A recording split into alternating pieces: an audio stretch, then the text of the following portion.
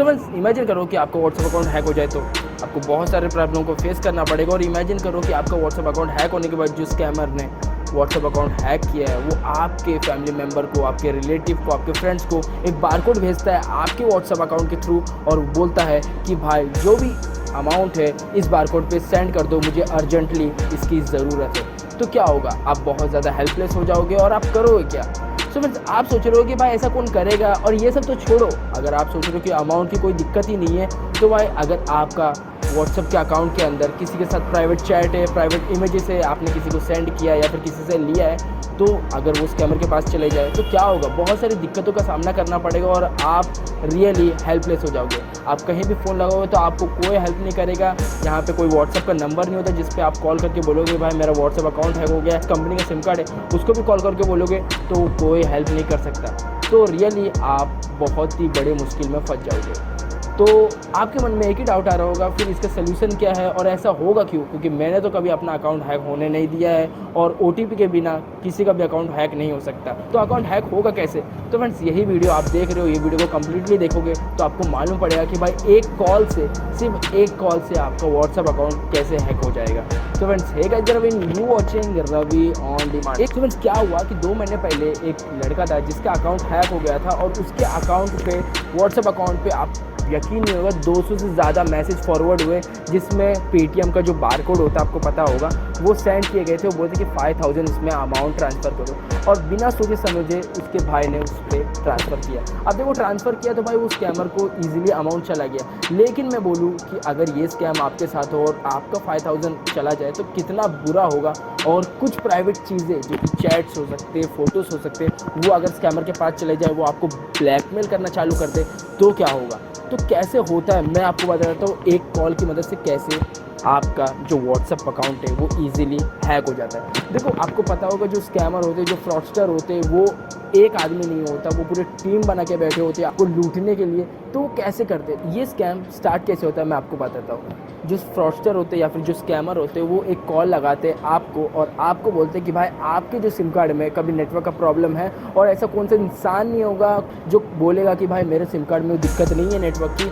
आप हमेशा बोलोगे कि भाई हाँ नेटवर्क की दिक्कत रहती है, और वही टाइम स्कैमर लोग का स्कैम स्टार्ट हो जाता है। स्कैमर लोग क्या करते हैं कि आपको कॉल लगाते हैं, वो बोलते हैं नेटवर्क प्रॉब्लम है, तो ज़रा सर आपको एक नंबर डायल करना होता है। आपको पता होगा कि जियो, वोडाफोन, आइडिया, एयरटेल जितने भी सिम कार्ड है उनका अलग अलग नंबर है कॉल फॉरवर्डिंग करने के लिए करते हैं, और उसके बाद आपको कॉल लगाते हैं। अगर आपका वोडाफोन का तो *401 पे आपको बोलते हैं कि *401 डायल करो, उसके बाद वो 10 नंबर डायल करो जो कि स्कैमर का होता है। वो नंबर डायल करने के बाद क्या होता है कि जो भी आपका कॉल होता है फॉरवर्ड होने चालू हो जाता है। अब देखो अगर आप स्कैमर से बात कर रहे हो, अगर आपको लग रहा है वो सर्विस सेंटर से वोडाफोन के, तो ऐसा गलत होता है। वो क्या करते हैं, आपका जो भी नंबर होता है वो फॉरवर्डिंग पे लगा देते हैं। अगर आपका नंबर, अभी आप इससे बात कर रहे हो, तो आपको जो भी नंबर आएगा, जो भी कॉल आएगी वो फॉरवर्ड हो जाएगी दूसरे के नंबर पे, और इसी टाइम उसके दूसरे हैकर या फिर पार्टनर क्या करते हैं, आपका जो भी नंबर रहता है वो व्हाट्सएप पे लॉगिन करना चालू कर देते हैं। और लॉगिन करने के टाइम पता है आपको OTP मांगा जाता है। OTP जब मांगते हैं तो 2 टाइप से OTP आते हैं व्हाट्सएप के, एक वाया कॉल और एक वाया मैसेज। तो वो वाया कॉल दबाते हैं और उसके बाद जो भी OTP आती है वो कॉल पे आती है। तो आपका फ़ोन एंगेज है, इसकी वजह से जो भी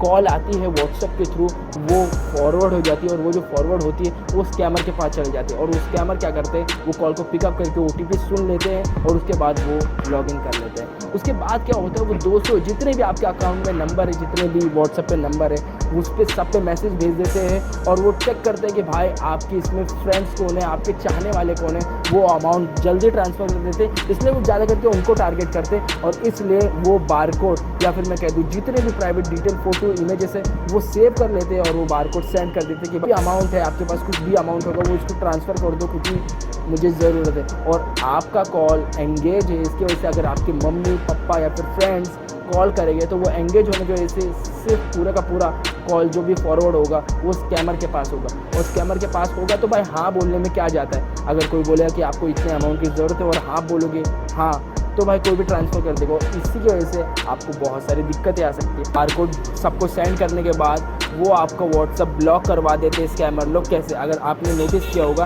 कि व्हाट्सएप पे अगर आप बार बार OTP डालोगे तो आपका जो OTP है वो 7 घंटा या फिर 24 घंटे के बाद आता है, अगर आप बार बार छेड़छाड़ करते हो तो इसके बाद क्या है, स्कैमर भी कुछ नहीं कर पाते और आप भी कुछ नहीं कर पाओगे।